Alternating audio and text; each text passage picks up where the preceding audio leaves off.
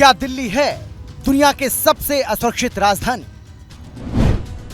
क्या दिल्ली में है डर और असुरक्षा का माहौल?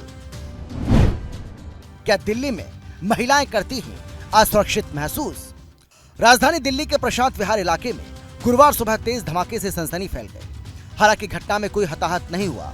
वहीं इस घटना पर दिल्ली के पूर्व मुख्यमंत्री अरविंद केजरीवाल ने केंद्र सरकार पर हमला बोला और केंद्रीय गृह मंत्री अमित शाह से कई सवाल किए। क्या कुछ सवाल केजरीवाल ने किए हैं, आप भी सुनिए। इन लोगों ने नारा दिया है बेटी पढ़ाओ बेटी बचाओ। बेटी को पढ़ाने की जिम्मेदारी हमारी थी, हमने बेटी को पढ़ाया। बेटी को बचाने की जिम्मेदारी आपकी थी, आपने बेटी को बचाया नहीं, आप बेटी को बचाने में नाकाम रहे। आज मैं अमित शाह जी से पूछना चाहता हूं कि आपने दिल्ली को दुनिया की सबसे असुरक्षित राजधानी क्यों बनाया? आपने 10 साल में इसको रोकने के लिए क्या काम किया? हमारे दिल्ली के लोग जाएं तो जाएं कहां? आज दिल्ली के लोग भय में जी रहे हैं। क्या आप मानते हैं कि आपसे दिल्ली नहीं संभल रही है? अगर नहीं संभल रही है तो किसी और को जिम्मेदारी दे दीजिए। आज दिल्ली का बुरा हाल कर दिया इन लोगों ने।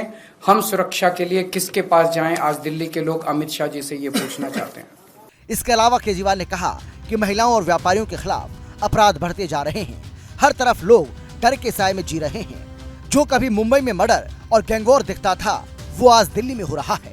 अरविंद केजरीवाल ने अमित शाह से कहा कि दिल्ली में कानून व्यवस्था चरमरा गई है। साथ ही दिल्ली की महिलाओं से सवाल किया। मैं अमित शाह जी से कहना चाहता हूं, केजरीवाल को मत रोकिए, क्राइम को रोकिए, अपराध को रोकिए।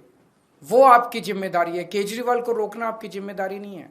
अगर आज आप अपना काम ठीक से कर लेते तो आपको केजरीवाल को रोकने की जरूरत नहीं पड़ती, केजरीवाल को नांगलोई जाने की जरूरत नहीं पड़ती।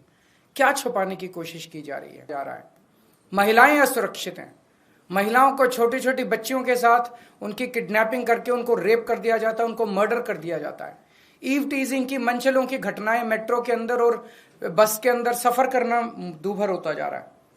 और ये सारी घटनाएं घट रही हैं अमित शाह जी के घर के चंद किलोमीटर के अंदर। अमित शाह जी जो कि देश के गृह मंत्री हैं, दिल्ली सीधे उनके अंडर में आती है। दिल्ली की कानून व्यवस्था उनको मेंटेन करनी है। वो अपने घर के 20 किलोमीटर के दायरे को सुरक्षित नहीं रख पा रहे, तो फिर वो कैसे देश चलाएंगे? कैसे देश के अंदर कानून व्यवस्था लागू करेंगे? अमित शाह जी से मैं पूछना चाहता हूं, ये हो क्या रहा है? क्या आप मानते हैं कि आपसे दिल्ली नहीं संभल रही है? और दिल्ली के लोग अब सुरक्षा के लिए किसके पास जाएं? महिलाओं से पूछना चाहता हूं, मैं अपनी दिल्ली की मां, बहनें, बेटियां, उनसे सबसे पूछना चाहता हूं, क्या आप सुरक्षित महसूस करते हो अपने आप को जब घर से बाहर निकलते हो?